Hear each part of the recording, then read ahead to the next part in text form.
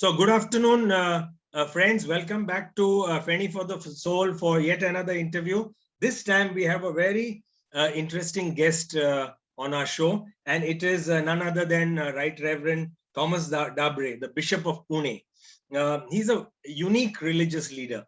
You know, he's a PhD in theology, and Bishop Dabre can read, write, and speak multiple languages, which include Marathi and Sanskrit.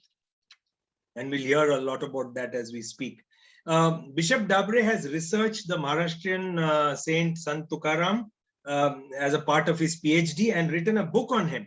And he also read the Bhagwad Gita in Sanskrit and has been a very active proponent of religious tolerance and interfaith dialogue. Bishop Dabre has been a Roman Catholic priest now for over 50 years. Which is a remarkable achievement. He's also been bishop of the Catholic Church for a little over 30 years now.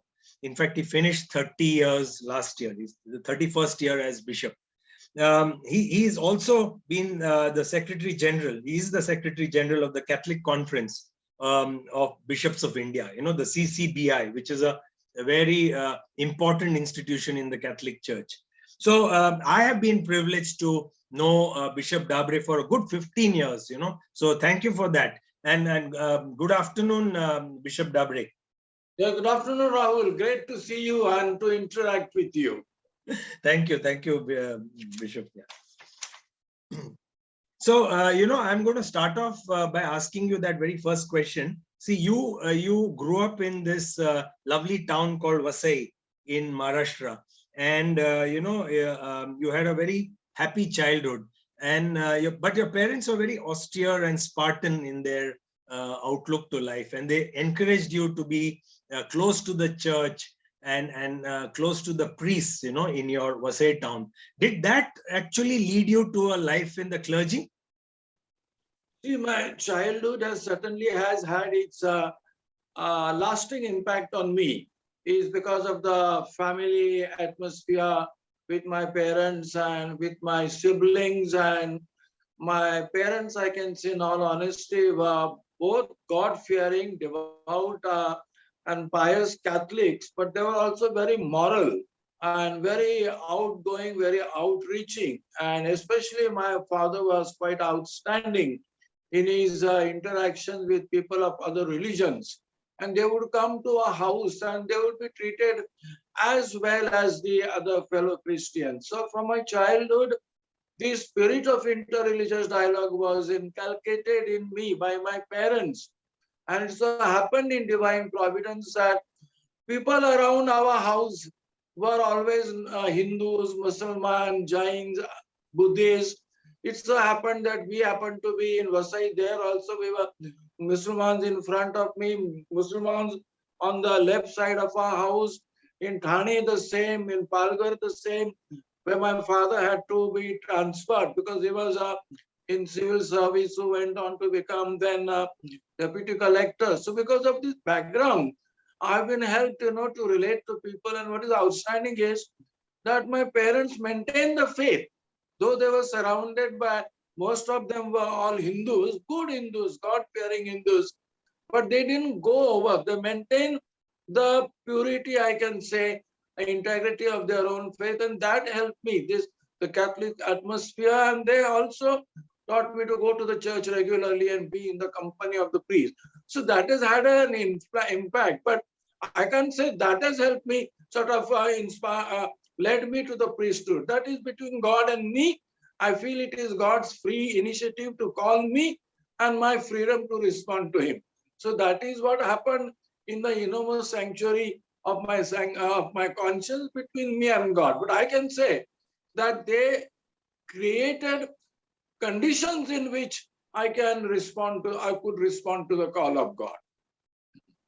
Thank you, Bishop Dabre. You know, this is lovely explanation, because I remember, you know, when I interviewed you in Pune in, I think, 2011, this discussion, we had this discussion about your parents. So I remembered it and I wanted to, you know, relive that discussion really, you know, about the wonderful attributes of your parents. So coming to something very close to your heart, as you were doing your PhD, you researched, Maharashtra's favorite saint, Sant Tukaram, and even wrote the book, The God Experience of Tukaram. I got a copy right here, which was, presented to me by you in 2011. I thank you for that. And I just, I've read it a second time recently, I read the full book, and it's wonderful. Thank you. So, I'll also show an image of that book. But I wanted to know that in this book, you have drawn parallels in the food symbols that exist in Tukaram's Abhangs, in Marathi Abhangs, and from the verses in the Bible, food symbols in the Bible. So can you highlight the key similarities? People will love to hear this. Yeah, in the first place, of course, I would like to say it must sound very strange that a person who is talking, indulging or involved with spirituality and way of salvation is centered around the theme of eating and drinking and food and meal. It is very interesting to realize, I can say, that in the whole Bible, you can say it is woven around the food symbol, the entire Bible. Though Jesus on the one hand said that man does not live by bread alone, but the same Jesus said, I am the bread of life. I am the true food. And he told us symbolically, he who eats my bread and who drinks my drink that I give you, he will have salvation and eternal life and the fullness of life. So it is quite an interesting paradox, but it is very meaningful. Ultimately, what Jesus says is that God is the ultimate source of our strength, and ultimately the fulfillment of our life is not in and through material things which are very useful, which are very convenient, and which also satisfy us. But ultimately the salvation, the fullness of life is a matter of relationship between God and man. So having said this, I want to say, therefore, in the Bible, in the Old Testament, New Testament, you can say the faith is centered around the faith. So to my great surprise, I went through I regard that there are many Abhangas that are attributed to Tukaram, something like 8,000, 10,000, according to some even more than that. But I believe that human as he was, and his life also was not so long. He passed away at the age of 42. So I don't think a person could have written any number of Abhangas. These are all expressions of their love for Tukaram. But so I believe that there are about 4,500 those poems or spiritual poems or Abhangas that Tukaram can be credited to have composed them, or to have spoken them, and later on they were put into writing by his many followers. So having said that, as I was going through the Abhangas, it struck me that Tukaram also is using the food symbol in order to express his faith. And I was really, I can say, won over by this man Tukaram when I read in his Abhangas, Vithala Zala Ahara Ammasi, which means God has become our food. Lo and behold, that was the key theme for me for my doctorate. And around that, then I have built his entire spiritual vision. He has said to be engaged in the worship of God is to be engaged in a pangat. Now, those who are familiar with the word pangat in Marathi, it is a community in a line or in a row. They are having a community meal, a banquet. And that is not the material banquet, but there's a banquet of singing, praising God, loving God, surrendering to God. So these were very interesting food symbols in his Abhangas. And I end by saying only one thing. He also said, God is my Shidori. God is your Shidori. Now, those who know the word Shidori, it means it is that kind of a food that is given to you while you're on your journey. So the point that he wants to make is that life is a journey and it is a pilgrimage to God. So for that we need Shidori, and that Shidori is a blessing of God, which we get through his love and bhakti. So the word Shidori, there are many such things. which are there in Abhangas. Fantastic, I can say, coincidence. Of course, there are specifics, of course. There are nuances also. There are specific features. When Jesus speaks of himself as food, when the Bible is presenting God as food, and when Tukaram. But it's a very wonderful, I can say, opportunity for osmosis between a symbiotic relationship between the Abhangas of Tukaram, and I won't say just the words of the verses of the Bible, but the message and the vision of the Bible. You can see the both can blend together to the enrichment of each other. So as an ordinary person, I can say, we Christians in India, we can learn so much from Tukaram to present God in a way, in the idiom of the people that people can understand. And I can say Maharashtrian Varkaris, among whom I have very good friends like Sadananda More, then also so many others, I know them. And Dr. Kamath also is a great friend of mine. On the spot, it's very difficult perhaps to name all the great friends of mine. I used to be a regular visitor and speaker at the Pune University's Namadev Adhyasan, etc. So therefore, what I want to say, I invite Varkaris and the Catholics of India and Maharashtra to see how mutual enrichment can take place between the vision of Tukaram and the vision of the Bible. Very, very nice. Very comprehensive, very interesting. Bishop Dabre, thank you for this wonderful explanation. My next question really is, you could study Tukaram threadbare, all his Abhangas because your mother tongue is Marathi. One of the strong reasons. However, you have also studied the Bhagwad Gita in Sanskrit. So what motivated you to, learn Sanskrit? Can you tell us about your fascination for Sanskrit? So my fascination for Sanskrit, I can say, in a general way, somehow God has given me an innate inclination towards and liking for various languages. This has been there. I used to just listen to languages being spoken and I would speak. That's how I learned Konkani.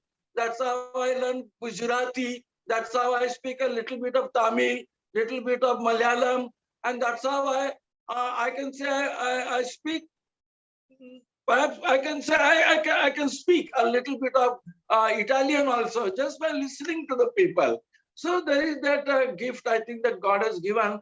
So on the basis of that, of course, being a Marathi man, Marathi culture, language is so influenced by the Sanskrit language. Indian culture is so influenced by the Sanskrit language. So I took a liking for Sanskrit, and I did quite well in my study of Sanskrit when I was at the school level for about 3 years for Sanskrit, and then I went on to become a priest. There for 6 years I studied Sanskrit, and then when I was studying Indian Christian philosophy, I went through the Gita, and I'm happy that I was able to go through it with Sanskrit.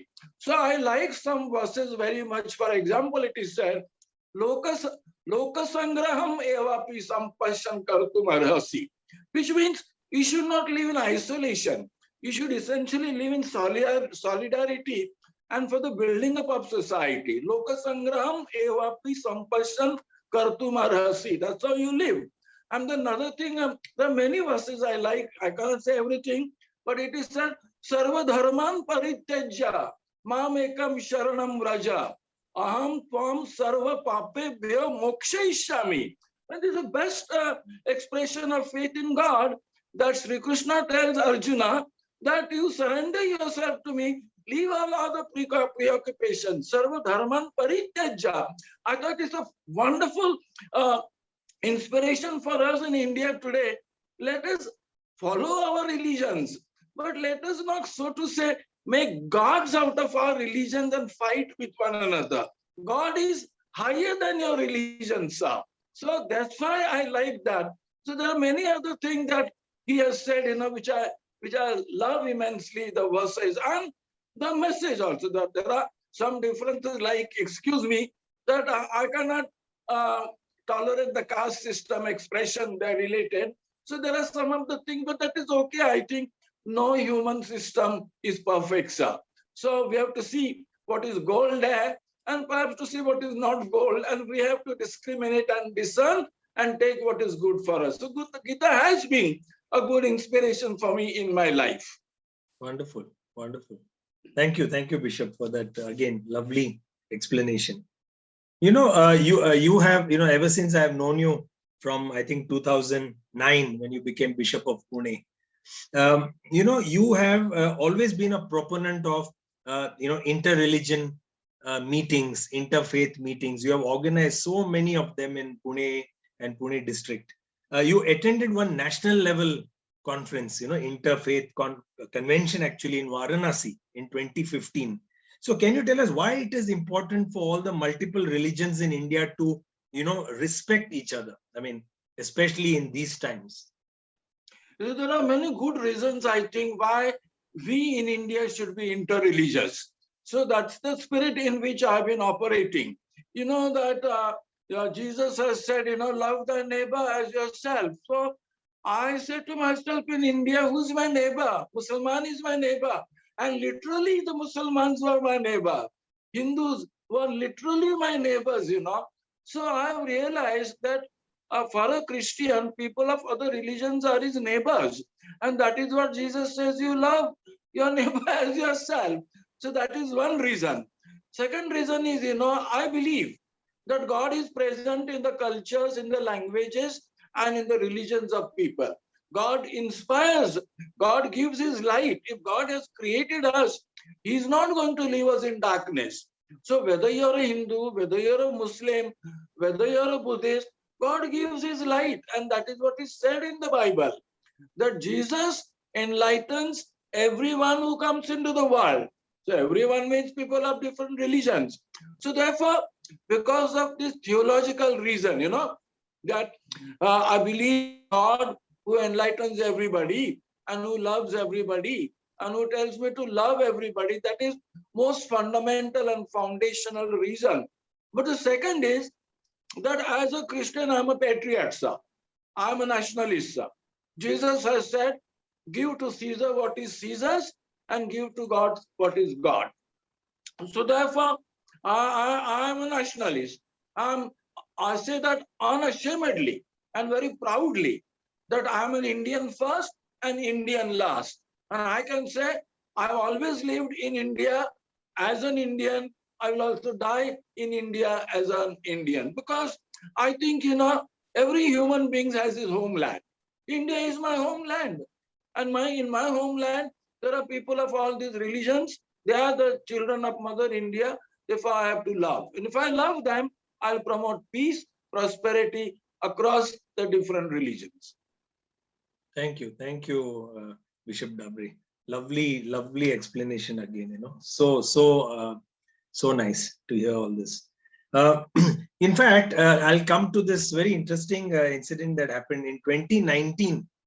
During Ramzan, you invited the head of a Muslim organization in Pune to come to St. Patrick's Cathedral, and after the Sunday Mass, you gave him an opportunity to read from the Koran and explain the meaning of Ramzan. So this must have been the first time something like this has happened in a cathedral. So what motivated you to do this? See, in the Bible, Jesus quoted the word from the Old Testament saying that my house is a house of prayer for all. So this is simple, God's house is a house of prayer for all. So therefore, I feel in the Catholic Church, all can pray. There's no difficulty. So I have not done anything special. And therefore, all can come in the Catholic Church and give good messages for good human living and for taking us all to God. And so the message that was given was on the brotherhood and on the meaning of spiritual discipline. So I think it was a good message, and I am fond of the Muslims because in my childhood I used to see that they would celebrate their feast eating from the same dish. Of course, they were all men, of course, but still all men eating together like brothers. This has inspired me a lot, sir. And that is the reason why I reach out to the Muslims. And that is the reason why I invited them to share the message with us. And I tell you, sir, people who were present there, they all loved it. Because after the worship meeting, I mingled with all the people. We had some snacks also. All were delighted for the thing that took place in the cathedral church. Wonderful, wonderful. It was quite a path-breaking event, in the sense, I'm sure you broke a lot of barriers, and but tell me, Bishop, were you not worried about any backlash from the conservatives, because for what you did? See, for any good thing, you have to be ready to pay the price. This is what Jesus' fundamental message is. He believed in a certain vision of life, for which local people there in Palestine were not ready. So they crucified him. But he went on with his mission. So it is my mission to try to bring, to promote fraternity and unity among the people of different religions. So therefore, I know that there are some people who don't appreciate. They think that Bishop has become a Muslim, he has become a Hindu. They say that. But you must have, sir, your own convictions. And that is what I'm inspired by Jesus. Have your convictions, be sincere, be ready to pay the price. And a few people did criticize me, I can say quite strongly.